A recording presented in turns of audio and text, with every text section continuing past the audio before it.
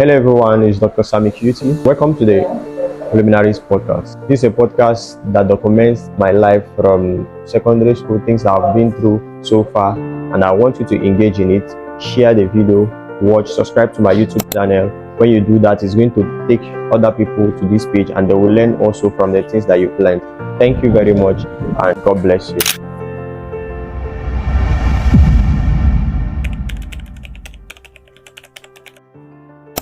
Hello everyone, it's Dr. Sidney. And today on the Luminaries podcast, I'm having somebody that is very dear to me, somebody I met in a place I love so much, talking about my secondary school FSTC on Hanso. And today I'm hosting him not just as a student of FSTC on Hanso, but somebody that I've evolved to be a surveyor, somebody that has done so much in his field. So I want to hear from you and I want you to introduce yourself, sir. Okay, my name is Nwanosike Sidney. I'm a surveyor and a survey tech specialist. Okay, let me take you back a little bit. What was it like spending your time in FSTC on Hanso? My stay in FSTC on Hanso was just normal. I was just a normal kid in school. I didn't do much stuff. Yes, even when I was given a post in school, I was still living a normal life in school. So my secondary school days were just normal. So as of then, did you have this in mind to be a surveyor? When I was in school, I had in mind to be a medical lab scientist. Oh, so what changed? Okay, first of all, the reason why I went into surveying was because after the first time I registered for JAMB, and then all of a sudden I saw myself changing the whole course the second time I wrote my JAMB. And then I feel like I followed surveying because one, my dad is a surveyor, and two, I was more interested in maths and physics, so I had to just follow surveying. Okay, thank you very much. Can you give us a proper, in a layman understanding, who is a surveyor? Okay, in a layman's understanding, a surveyor is someone who gathers details from any of his instruments in the site. He gathers details of a land, properties, allocations, and whatsoever. Okay, that's fine. So can you give us details of these details that you're talking about in the site? The details you mean? Okay, let me start from, there's an instrument that we normally use. I can't say the particular instrument because there are too many. So there are certain instruments that you use, and the detail that you pick from the site is mostly coordinates. They call them coordinates, and those coordinates, they help you to know the exact location of that point. And the way you take your coordinates in the site, that's how you now get the detail of the land. So of what use are you to the real estate people? Okay, my use to the real estate people, I feel that you can't do anything without a surveyor. You can't raise a structure without a surveyor, and you can't buy a land without the knowledge of a surveyor. So I feel that surveyors they are needed. They are essential for anything that you want to do, especially when it involves landed properties. So real estate people cannot know the exact amount of their land if they don't call the surveyor. They're very essential to real estate managers. Interesting. Are you working alone or you work with a company? No, I work with Ministry of Lands and Housing, Office of the Surveyor General, Abia State. So what's the most difficult project you've handled? I've handled a lot of difficult projects. Like all the projects I do handle, all of them are difficult. I won't say anyone is easy. You see the one that can be like quarter of Umuahia, quarter of any local government. So I've handled a lot of tasking projects. So I can't say that any of them is easy. So what do you think make one a great surveyor? Like what distinguishes one from the other? Every surveyor has his own role to play in surveying. That's what I think.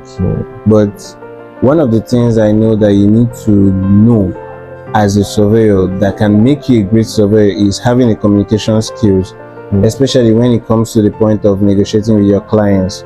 If you don't know how to communicate with your clients, I see you losing the job. So I don't think you can win a project or get a good recommendation if you don't have a good communication skill. This communication, you mean, what are you communicating? What are you going to say that is going to make you different from every other person? There are some certain surveyors that they can just negotiate directly and you see yourself losing the job. And there are some surveyors that there's a way that you can even engage you in a conversation, and then all of a sudden you now end up being interested in working with this particular surveyor, and then all of a sudden you get the job. Don't you think that technology is actually taking the job from you people? Technology is not taking the job from us, because we are the ones taking over with the technology. We are the ones operating the technology.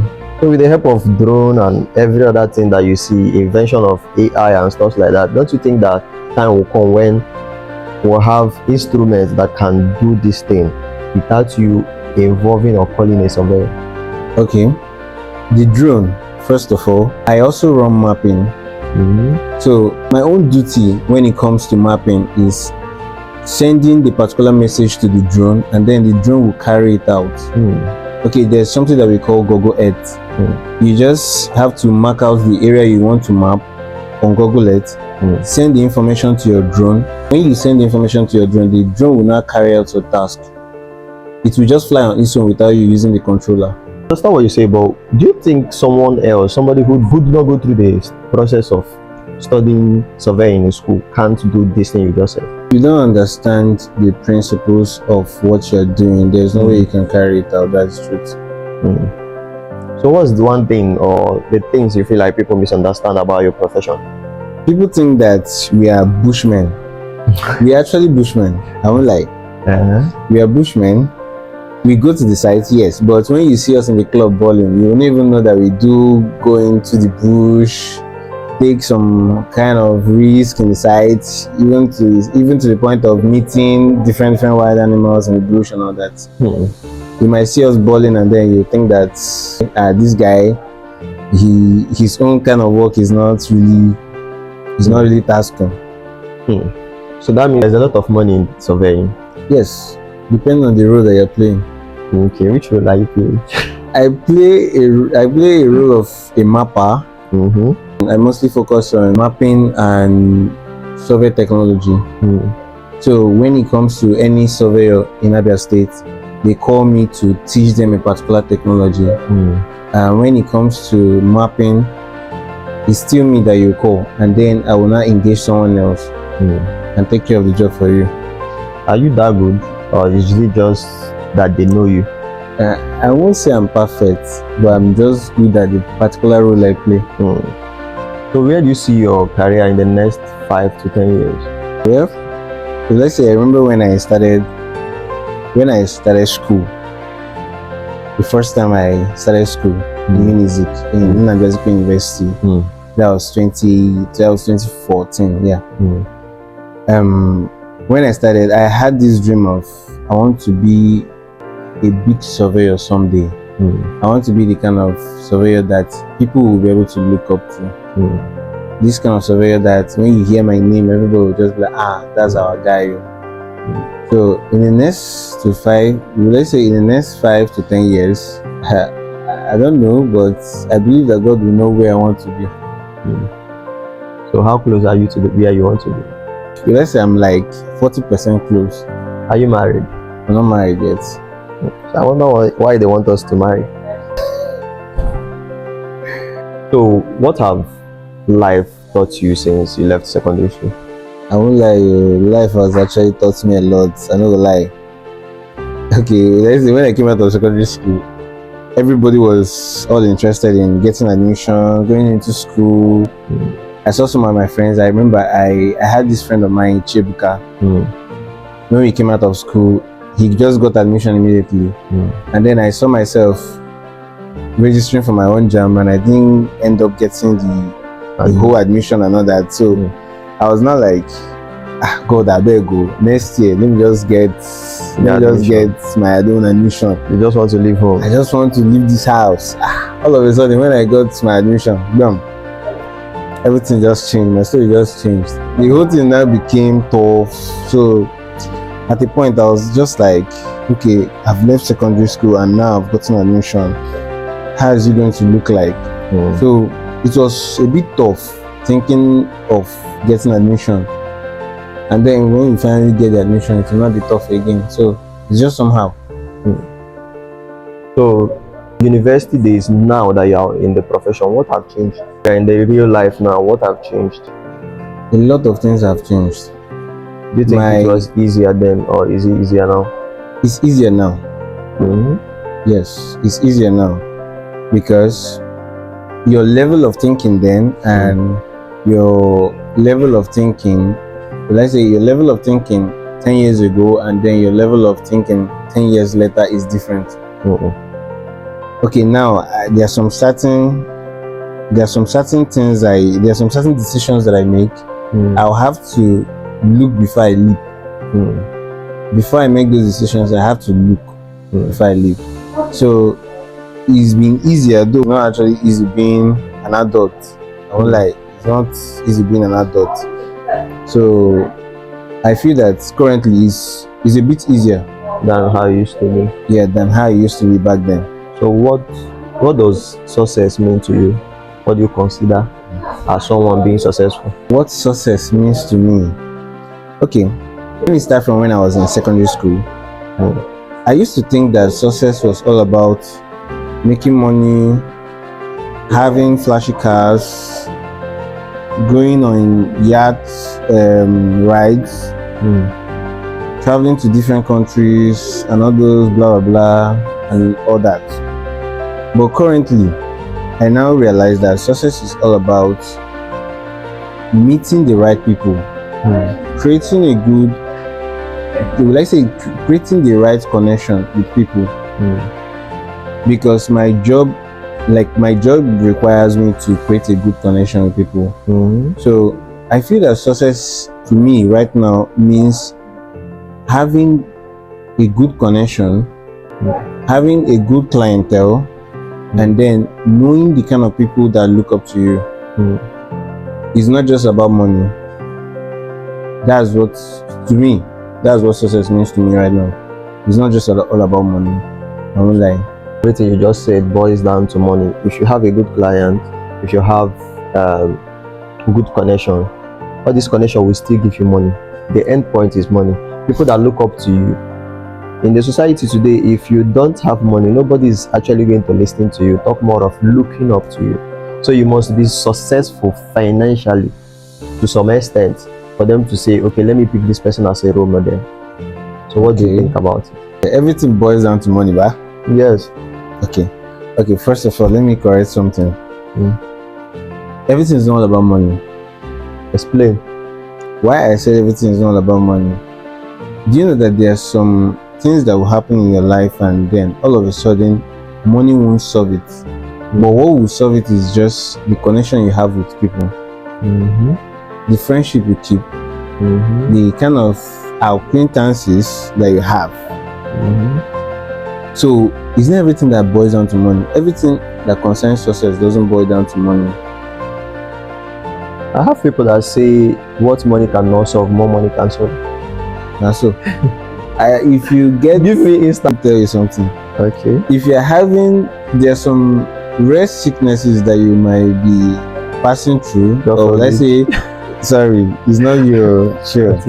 Okay, there are some certain rare sicknesses that you would see people having it, or let's say you see people carrying it, and then you now end up finding out that money cannot solve it. If you have 1 trillion naira in your account, Baba, I swear to God, it will not solve it. I don't agree to that to some extent, because we have sicknesses here because of our environment, because of where we are, and we can say this sickness, this type of sickness, you cannot solve it because you don't have the resources to take care of yourself to some point. If you see how bad the health of our leaders are, but they still rule us, and when they have emergency situations, they travel out, they fly out of the country to get the best of the best for their health. So if you are disposed to such resources, you will not be saying there is a type of sickness. They will first try. You've not tried with your money first. Let it just be that money have failed you at this point. Okay. Let me still ask you again. Shebi, you've been in a situation, let's say you've seen a scenario whereby a big man, a rich man for that matter, let's say a big business mogul, and then you now end up finding out that okay, this person is sick, and the money that this person has They ended up not solving the problem even with the money that they had.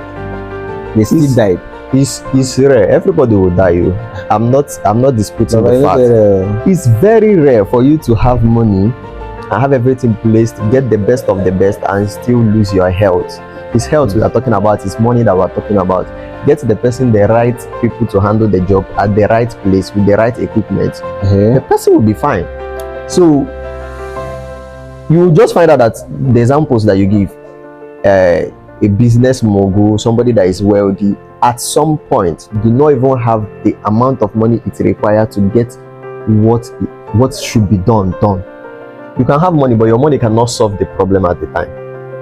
That's a different thing altogether.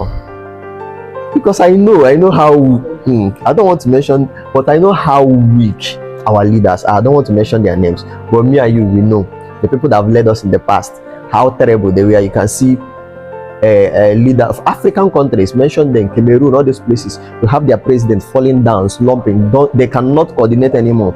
They are too old that they cannot coordinate. It's not even just sickness. They are now too old. They cannot coordinate. They cannot talk well. They cannot process things, but they are still there because they have the available resources to make them the way. I don't think that most of the sicknesses that they tell you, for me, or I don't know, most of the sicknesses they tell you that don't have cure actually has cure. It's just that you're not the cure is not disposed to you. That's what I think. Yeah, I've actually heard somebody saying that before. It's not disposed to you, so you must have to. So all these things, I'm not disputing your fact, but I'm still standing on you must have money for people to look up to you, for you to gather people and tell them to command influence. You must at least have money. They must see the results. You might be talking, so even the Bible made reference of it. Okay, let's say a wise man will always say, money only buys the foolish. And what that means is that money can only buy people that don't have sense. Sorry to say that. So I feel that people who are very responsible, you don't buy them with money. What you buy them with is mostly, you buy them with respect, which you yourself do reciprocate, which they give you, and then you reciprocate it. So money doesn't buy everyone. There are some certain people that no matter the amount of money you give them, it won't buy their respect. So it's not just money that you use to get the influence. You can still have all the whole money. The influence is not there. But I don't think you can lack the influence when you have the money. Let me give you an example. What you mean by there are some people that I cannot buy without money? Yes. And you say the wise man said it. I can also quote for you. The Bible said that a wise man could have saved a city because he was poor. Nobody listening to him. Nobody was paying attention to him. Now, the people that are calling the rich people, if you go into the society, like in Nigeria, they will tell you the 1% of the 1%. There are people, this 1% of the 1%, they are not everybody. So they don't need to influence the people in their group, in their circle. They don't need to, an Otodola don't need to influence the Dangote. Dangote should just go with his crowd. Otodola will go with his crowd. So the remaining 99% is what they are feeding on. Otodola don't need to impress Dangote with his money. Dangote day, Otodola day. And so when you go to their gate every morning, you see crowd, all type of people bringing their ideas, people bringing their knowledge to come and appease these people. Otodola don't need to come and start looking for favor from Otodola. But if he needs something from Otodola because of who he is, he can always attract Otodola. You with the crowd standing on the gate will come and pass and go and meet Otodola. So that's what I'm telling you. At the end of the day, it still boils down to money. Okay. You see how powerful money is. You win, no? It's not winning. I'm giving you fast. If you can prove me wrong, it's good. Don't worry. I don't need to stress the matter. I would like you to stress the matter. Okay. I mean, I don't want to stress it. So that means I won. You won. Okay. So this is good. This is good. So I want you to be among this 1%. Okay. With this your profession. So can you talk us through? Do you have people that you look up to in your profession that have done this? Yeah, I actually have people that I look up to. in my profession. I actually look up to my dad. My dad is a surveyor too, and he's registered for that matter. It's just that my dad's age, their own time, there was no technology that much. So our own time, technology has now let's say it has taken over. So because I know there are sometimes that my dad would just be like, Mecca, come and do this job for me. And then I'll just be like, okay, I'll send one of my guys from the office to run it for you because I'm not free to run it. Okay, let me take you back to secondary school again. What are the funniest moments? Like, do you still have memorable moments like that you still remember? This question, Sha, I will still tell you something I told you before. When I was in secondary school, I lived a normal life. Normal life. Yes, I never had any funny moment or funniest moment or whatsoever. All my time in secondary school was just go to the dining, go to class, go to the chapel, and go to the hostel and sleep and go for prep. Do you have people that you still remember? Like yes, your friends that yes, I have someone I remember, and one of them is actually my best friend. His name is Chebuka, and he's married with 2 kids now also. And I remember that the both of us being best friends was something that I never planned it. In fact, we never planned it. During his wedding, I was his best man. I still keep in touch with a lot of people too, especially the females. We still talk very well. If there's anything that you want to change about FSTC also, or about the decisions that you made then, what would that be? I won't say I made the wrong decisions when I was in FSTC. I made the right decisions for myself. So what about the school? Is there anything that you feel like they should change about this school? If you are made like the principal today, what are the things that you can put in place to have a better citadel of learning for students? I don't know how it's like for them over there now, but if I would want to change anything in that school, I would want to change the kind of infrastructures they use for their lessons. And I know I have it I just have it in my plan. I plan on going back to that place one day. Interesting. Maybe with few friends. I have the contacts. I have the contact of the principal now. Okay. I still have my plans. Maybe in 2 years or 3 years time I'll go back there. When I'm ready, I'll go back. That's very interesting. About it. So what are the advice you're going to give to people out there who want to be who you are today? I wouldn't want anybody to be in my shoes. Do you know why? Why? I'm a risk taker. Sometimes I can be prudent, but I love taking risks. I'm this kind of person that if you be in my shoes, I feel that you might make mistakes. Sometimes I can be very logical and calculative. I don't know, sometimes people say it's me being too smart or being too wise or something. Sometimes my appearance might look like as if I'm this kind of wild person. But when it comes to decision making, I take a lot of risk. And you yourself, you might take those decisions and you fail. But I myself, I might take those decisions and I myself, I will not fail. So I wouldn't want anybody to be in my shoes. But even if someone wants to be in my shoes, the only thing I would advise the person is that always be calm in whatever you do. And if you want to follow my profession, you just have to know what you are doing. You just have to have the right channels. You just have to pay attention to anything that you're trying to do, as far as it concerns my profession. But if it concerns my lifestyle, don't go there. It's too risky. My lifestyle is too risky. I'm not a clubber. I don't drink. I'm more of an indoor person. My life right now is just all about work, church, and then playing video games. That's how my life is.